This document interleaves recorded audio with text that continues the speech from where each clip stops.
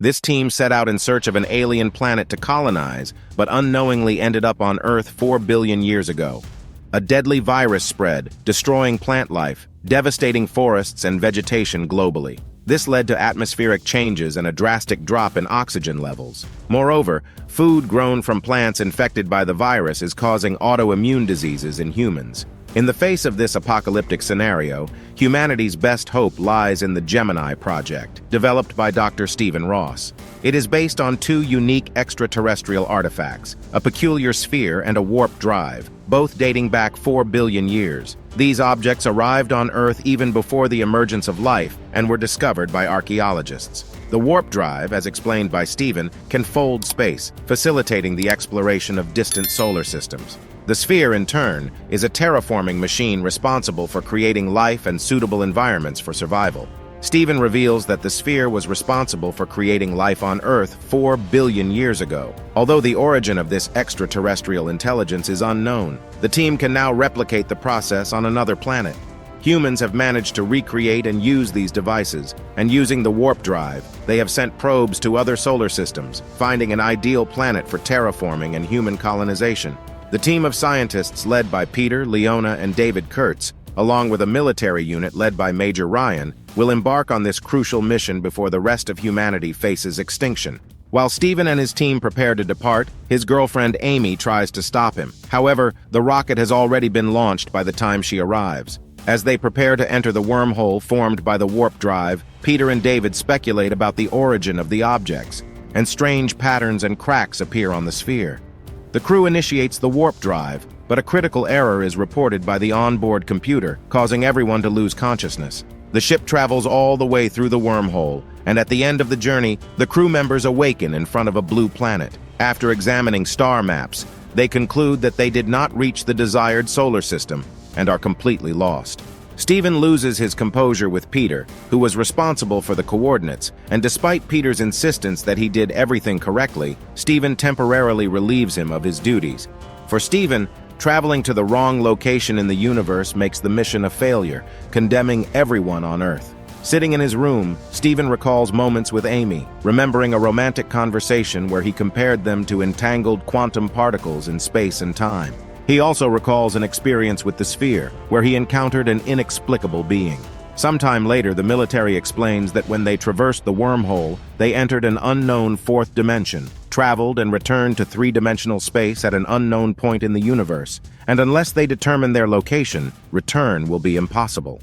At this moment, the ship alerts about the approach of an unidentified object. It is discovered that the object is the frozen body of Peter, who disobeyed orders by checking the engine, raising suspicions of suicide due to guilt. However, Leona argues that she knew Peter and that he wouldn't take such an action. Stephen reprimands Leona, focusing on the mission and blaming the error for potential deaths on Earth. In a conversation with David about his deceased daughter, Stephen suggests terraforming the blue planet as a way to honor her. Despite the lack of information about the planet, Stephen decides to land and initiate terraforming, facing opposition from the crew, especially from Ryan, who considers the decision premature. The descent is abruptly interrupted by a storm that arises out of nowhere, forcing them to use maximum fuel tank power to survive the entry. They manage to land, and Stephen recalls another moment with Amy, where he gave her a bracelet made from the material of the sphere as an apology for dedicating too much time to work. The team wakes up and assesses the situation, realizing that the fuel is not sufficient to return to the main orbiting ship. Stephen suggests they don't need to go back because they are there to make this planet habitable. However, not everyone shares his enthusiasm. They prepare to take the sphere to a protected cave in the mountains and begin terraforming. While moving it, they discover a sticky slime where the sphere was stored. In the main ship, Richard notices the same slime on the walls of the engine air chamber and finds a portable camera. Meanwhile, after placing the sphere in the cave, everyone returns to the landing module, where Ryan declares martial law. He reveals new information, showing footage from the portable camera. In the images, Peter is attacked by a creature while trying to prove he did not make a mistake in the engine coordinates. Richard explains that the creature, named by them as Trojan, appeared in the sphere when they left Earth and affected its coordinates when entering the wormhole.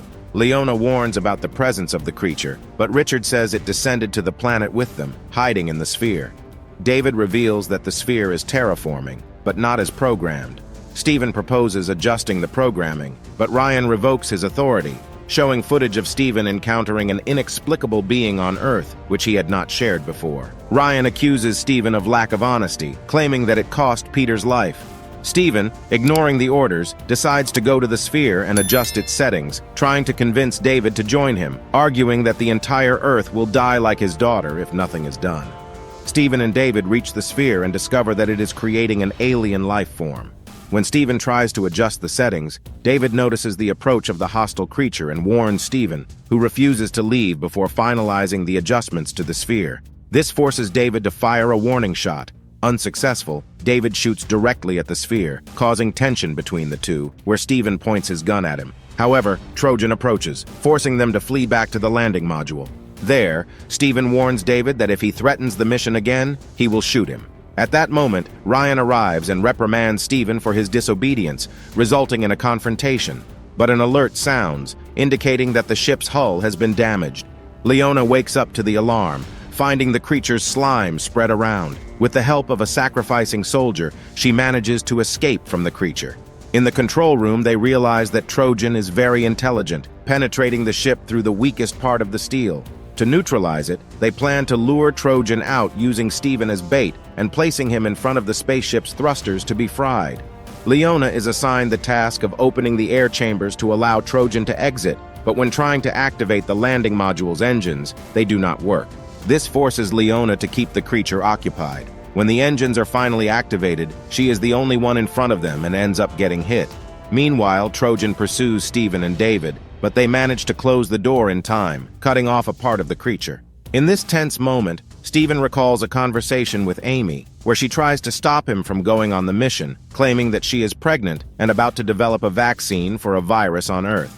Ignoring her pleas, Steven sets out to save the world.